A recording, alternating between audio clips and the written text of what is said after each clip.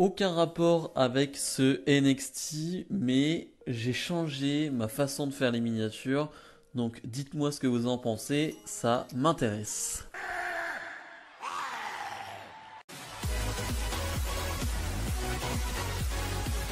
Et bonjour à tous, on se retrouve aujourd'hui pour les résultats de NXT du 28 septembre 2021. On débute le show avec Hit Row qui vont nous parler du show de ce soir, c'est-à-dire qu'on nous parle des combats qu'on va avoir, c'est-à-dire que beaucoup de titres vont être défendus, vraiment, les titres féminins, par équipe, solo, et finalement aussi le titre Cruiserweight, mais pas le titre nord-américain de Isaiah Scott Source. Et c'est vrai qu'Isaiah Scott Source va dire, ça fait quand même un petit moment que je ne l'ai pas défendu, mais en même temps, personne n'est à mon niveau pour le moment et ne mérite de venir me challenger. C'est assez vrai, pour le moment, il n'y a personne. Et c'est vrai que ça fait un petit moment qu'on n'a pas de vrai challenger au titre de Isaiah Scott Source. On a eu Santos Escobar, mais sinon, pas grand-chose. Et finalement, on va enchaîner avec un match plutôt intéressant entre B-Fab et Elektra Lopez. On continue cette guerre de clans entre le clan de Santos Escobar et le clan de Isaiah Scott Source. Et c'est un match sans disqualification. Match intéressant dans le déroulé, c'est-à-dire que vraiment Elektra Lopez est en contrôle dans ce combat. Je dirais pas que c'est un squash ou quoi que ce soit, parce que B-Fab va quand même avoir des moments de domination. Mais finalement, B-Fab se fait quand même ultra dominer dans ce combat. À chaque fois qu'il y a des gros spots, c'est Elektra Lopez qui les fait subir à B-Fab. Et vraiment, Elektra Lopez fait une bonne impression. Après, c'est pas un match exceptionnel, mais c'est un bon match sans disqualification avec 2-3 bons spots. Je pense surtout à ce crossbody sur la chaise qui est plutôt cool. Et voilà, il y a quelques coups de kendo, mais sinon voilà, c'est pas non plus incroyable. Et finalement, Elektra Lopez qui, sans trop de soucis, va remporter ce combat. Je m'attendais pas à forcément une victoire aussi simple pour Elektra Lopez, mais sinon voilà, le match était plutôt pas mal. On retrouve Joe Gacy sur le ring, et Joe Gacy va nous parler de la promo de la semaine dernière, parce que c'est vrai que sa promo a fait énormément parler sur les réseaux. Ça n'a pas trop plu, c'est vrai, on n'a pas trop compris où il voulait aller, de quoi il voulait parler. C'était assez abstrait, assez particulier si on peut dire. Et finalement il va revenir dessus en disant que non, il n'a pas été cancelled, il n'a pas été annulé ou quoi que ce soit. Parce que c'est vrai que voilà, on parlait d'une gimmick qui pour le coup pouvait être annulée, pouvait être arrêtée. Finalement non, Joe Gacy qui continue, qui nous dit qu'il a fait un meilleur début, un début plus impactant que les débuts de Bron Breakker, de Tommaso Ciampa ou de Roderick Strong, parce que lui il n'a pas eu à se battre, il a eu juste besoin de mots. Et voilà, on peut continuer à changer le monde, mais je ne peux pas le faire tout seul, il faut qu'on le fasse tous ensemble. Bref, c'est toujours assez particulier, je comprends toujours pas où il veut en venir, où il veut aller.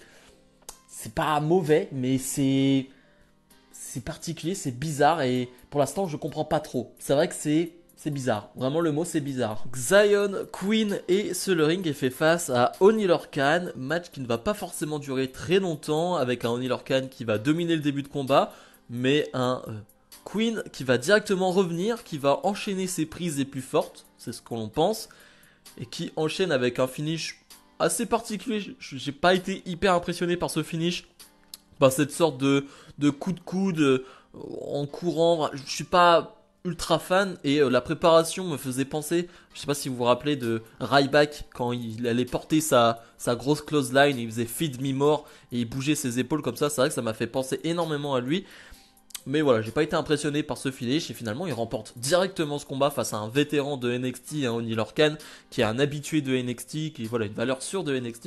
Donc voilà, plutôt une bonne victoire pour Queen.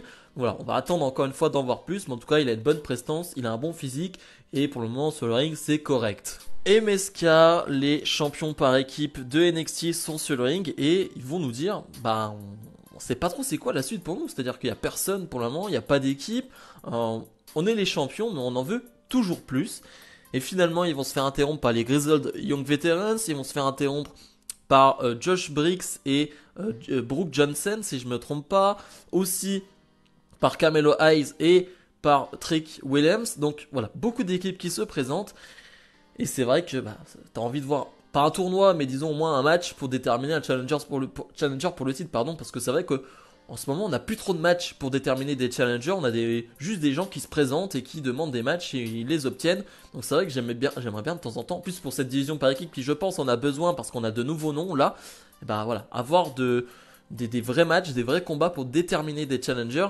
Et surtout, ce qui est bizarre, c'est Carmelo Hayes qui ramène son pote en disant, lui, qu'il a le golden ticket, hein, le ticket d'or pour choisir n'importe quel champion de son choix et le challenger. C'est vrai que choisir les championnats par équipe, ce serait bizarre quand même. Alors que tu peux le faire en solo comme ça, d'avoir une grosse opportunité. Tu choisis les titres par équipe. Je trouverais ça assez particulier, mais voilà, il faut nous mettre en avant ces équipes, donc il faut les mettre sur le ring. Yoshirai et Zoe Stark défendent leur titre de championne par équipe de NXT face à Jessie Jane et Gigi Dolin. Match que j'attendais parce que les matchs de Yoshirai sont toujours des attractions. On la voit pas toujours catcher, pas souvent. Et c'est l'une des meilleures catcheuses du côté de la WWE.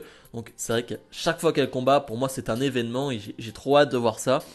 Et le match était excellent, vraiment on a eu les premiers This is Awesome de la soirée, c'était plutôt mérité parce que vraiment le match était bon, on a eu de la bonne alchimie, on a eu vraiment du bon catch par équipe. Alors je dis du bon match par équipe, mais finalement on n'a pas eu trop de mouvements, de prise à deux. Voilà. C'est vrai que du côté de Yoshirai et Zoe Stark, c'est vrai que par exemple on travaille pas beaucoup à deux, tu sens que c'est vraiment deux catcheuses indépendantes, mais il n'y a pas vraiment d'équipe, il n'y a pas vraiment cette alchimie. Alors, je parle d'un point de vue catch, hein. Enfin, je parle pas d'un point de vue storyline, dans le sens où on voit bien que Zoe Stark, dans la storyline, dans l'histoire, essaye d'être amie avec Yoshirai, essaye de créer ce lien, mais Yoshirai est pas trop pour, elle s'en fiche un peu.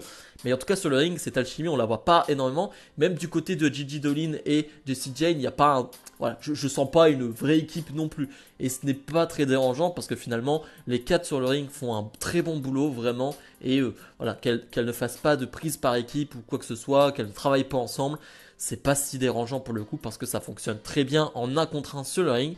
Finalement, grâce encore à un magnifique moonsault de Yoshirai, et Yoshirai et Zoe Stark vont conserver leur titre.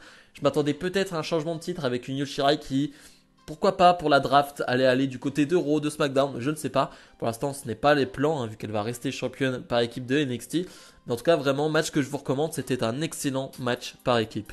Boa face à André Chase. Alors, André Chase, je ne comprends pas du tout sa gimmick pour le moment. Là, il est habillé en gars qui fait du bowling. Je ne sais pas si vous avez pensé à ça directement, mais avec ces chaussures-là, ce pull, j'ai pensé à ça directement. On a eu quelques vignettes de lui, on l'a vu surtout lors du mariage entre Dexter Lumis et Indy Hartwell. C'était plutôt marrant, où on l'a entendu Chase comme son nom et il s'est levé. Bref, c'était un peu marrant, j'avoue. J'avoue que je comprends pas trop. Pour le coup, le match, il n'y a pas grand chose à dire, c'est pas très intéressant. Finalement, c'est Mei Ying qui va donner la victoire entre guillemets à Boa parce qu'elle va encore cracher son truc. Je sais pas ce que c'est, mais voilà, une sorte de vapeur sur André Chase et Boa va en profiter pour gagner le combat. Mais voilà, c'était pas exceptionnel comme combat, c'était même pas terrible. Roderick Strong défend son titre de champion cruiserweight face à Grayson Waller, et ce que j'ai apprécié, c'est que Grayson Waller va pas attendre le début de combat, il va l'attaquer directement, même avant le combat. Voilà, il en a déjà marre de Roderick Strong et il s'en prend à lui, donc j'ai bien aimé cette agressivité là. Agressivité qu'il va garder pendant le combat, même si on va avoir une forte domination de Roderick Strong. Le public est méga investi derrière Grayson Waller. On va avoir des gros chants NXT, des gros chants pour Grayson Waller. C'était cool. C'était cool de retrouver cette ambiance-là, c'est bien. Pour des jeunes superstars comme Grayson Waller, c'est très très bien. J'étais pas forcément à fond derrière Grayson Waller, personnellement, mais de voir ce public autant investi, je me suis aussi investi derrière Grayson Waller qui va nous faire un beau combat, vraiment avec de très jolies prises, de très jolis mouvements, avec un Roderick Strong qui, comme d'habitude, la machine à catch, hein, comme je l'appelle. Voilà, il enchaîne ses prises, il enchaîne ses backbreakers. Voilà, tu peux pas faire plus machine à catch aujourd'hui que Roderick Strong, hein, il enchaîne. Mais voilà, ça donne vraiment un super combat. Finalement, pour Grayson Waller, ça ne va pas suffire. Roderick Strong est trop fort et avec un superbe coup de genou, il va remporter son titre, il va plutôt garder son titre. Mais voilà, c'était une bonne mise en avant, je trouve, pour Grayson Waller qui... Voilà, j'en attendais rien, vraiment, et finalement, il en sort grandi de ce combat. Kyle O'Reilly fait face à Ridge Holland. Les deux, là aussi, vont s'attaquer avant le combat, hein. Beaucoup de violence, beaucoup d'agressivité entre ces deux-là, beaucoup de haine aussi, c'est vrai. Combat plutôt court, hein. C'est-à-dire que là, tu sens qu'NXT est en manque de temps, et c'est normal, ils sont en train de faire plein de présentations de nouvelles superstars, et tu sens qu'il y a certains matchs qui vont être moins importants, on en parlera pour le main event, mais voilà, il y a certains matchs qui prennent un peu moins de temps, et c'est dommage, parce que Ridge Holland, Kyle O'Reilly, j'aimerais bien avoir un vrai combat. Voilà, c'est vrai que j'aurais bien aimé avoir 5, 6, 7 minutes de plus. Mais le combat reste correct, voire même bon, hein. Faut pas abuser non plus, hein. C'est plutôt bien. On a 2 bonnes brutes sur le ring et ça matche bien. Finalement, on va avoir mésentente entre Pete Dunne et Ridge Holland. Kyle O'Reilly va en profiter pour remporter ce combat et voilà, les deux forcément vont s'en prendre à Kyle O'Reilly après le combat et c'est Von Wagner qui va aider Kyle O'Reilly. Von Wagner qui a remplacé Kyle O'Reilly lors de ce Fatal 4-Way qui était pour le titre NXT il y a 2 semaines, si je me trompe pas, et là qui vient aider Kyle O'Reilly. Voilà, on n'a pas vu grand chose de Von Wagner lors de ce Fatal 4-Way, j'ai pas été impressionné ou quoi que ce soit. Tout ce qu'on voit c'est qu'il a un physique impressionnant, il est balèze, il est costaud, il est grand. À voir maintenant, mais voilà, c'était quand même un bon combat, même si je le répète, tu sens que pour certains matchs, pour certains segments, pardon, il manque un peu de temps. Le main event, donc, Raquel Gonzalez défend son titre de championne NXT face à Frankie Monet, et je parlais du manque de temps, on va pas le ressentir sur le combat, mais sur le fait qu'il n'y ait pas vraiment d'entrée. Voilà, on va directement aller sur le ring, ce qui est dommage pour un gros match de championnat comme ça, pour le prestige, on va dire, de ton affiche, c'est quand même mieux d'avoir des entrées. Donc voilà, c'est un peu dommage, mais encore une fois, un manque de temps dû aux nombreuses présentations de superstars que tu dois faire. C'est plutôt normal, donc je n'en veux pas à NXT, mais c'est juste dommage. Bref, que dire de son combat, à part que c'était plutôt pas mal, j'ai bien aimé. Première fois qu'on voit réellement Frankie Monet en action dans un vrai combat de plus de 10 minutes. C'était pas mal, là aussi je vais pas m'enflammer non plus parce que voilà, il n'y avait rien de fou, mais c'était intéressant, j'ai bien aimé ce combat. Alors c'est toujours particulier parce que Raquel Gonzalez, elle a des haters, elle a aussi des gens qui l'aiment bien, enfin c'est assez particulier et c'est clairement elle qui joue la face dans le combat, donc c'est toujours un peu particulier les réactions autour de Raquel Gonzalez. Moi j'adore, moi il n'y a aucun souci, mais c'est vrai que c'est toujours assez particulier, donc quand tu la vois se faire dominer, le public est à moitié content, à moitié pas content, donc voilà, toujours assez bizarre. Mais finalement ça donne un vrai bon combat. Je trouve que la fin là aussi est un peu trop bâclée dû au manque de temps je pense. C'est-à-dire qu'on a vraiment ce finish qui sort un peu de nulle part de la part de Raquel Gonzalez. Je trouve ça un peu dommage. C'est vrai que avec un bel enchaînement, avec 3-4 minutes en plus, peut-être que j'aurais encore plus apprécié ce combat. Mais bon, c'est dommage. Raquel Gonzalez en tout cas conserve son titre. Et après le combat, Toxic Attraction, donc le clan de Mandy Rose va arriver, va s'en prendre au mini-clan de Frankie Monet, va surtout s'en prendre à Raquel Gonzalez et Mandy Rose qui va poser avec le titre de NXT.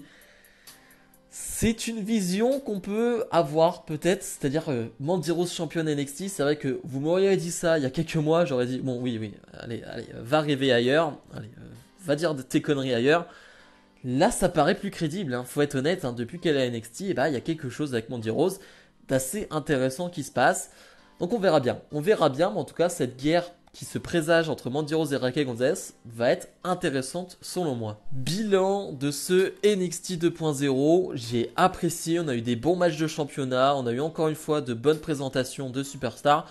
J'en ai pas parlé, mais on a eu un bon talk show de Lash Legend. J'en ai pas parlé parce que j'avais pas grand chose d'autre à dire à part que c'était bien. Elle réagit sur l'actualité WWE, sur l'actualité NXT. Et elle a une bonne vibe, elle a le rythme. Et ça, c'est très rare, hein, d'avoir le bon rythme, d'avoir le bon charisme. Enfin, pas le charisme, mais disons le bon ton au bon moment. Et elle l'a. Donc déjà, c'est une bonne chose. Et c'était plutôt intéressant comme talk show. Donc à revoir. Mais voilà, on a eu un bon show. Si je dois donner une note, je mettrai un 7. Et je sens aussi les gens qui commencent à changer d'avis sur NXT. J'aime bien dans le sens où... Et oui, NXT de base, c'est un show de développement de personnages, de développement de superstars. Et c'est ce qu'ils sont en train de redevenir. Tu vois beaucoup de jeunes superstars là. Et c'est aussi ça le but, le principe de base de NXT. Ok, on a aimé les périodes avec Balor, avec Joe, avec des grosses superstars comme ça. Bien évidemment que j'ai aimé, bien évidemment. Mais de base, c'est ça NXT et les gens sont en train de le comprendre et de le mettre dans leur tête. Et moi j'aime bien, j'ai envie de voir des nouvelles superstars, j'ai envie de voir des superstars qui vont être peut-être pushées à Raw, à SmackDown d'ici quelques mois, quelques années. Et voilà, c'est ce que je veux de NXT aujourd'hui et moi, ça ne me gêne pas. Bref, comme d'habitude, n'hésitez pas à mettre le petit pouce bleu et à vous abonner. Nous on se retrouve dès samedi pour ma review de SmackDown. Salut, salut.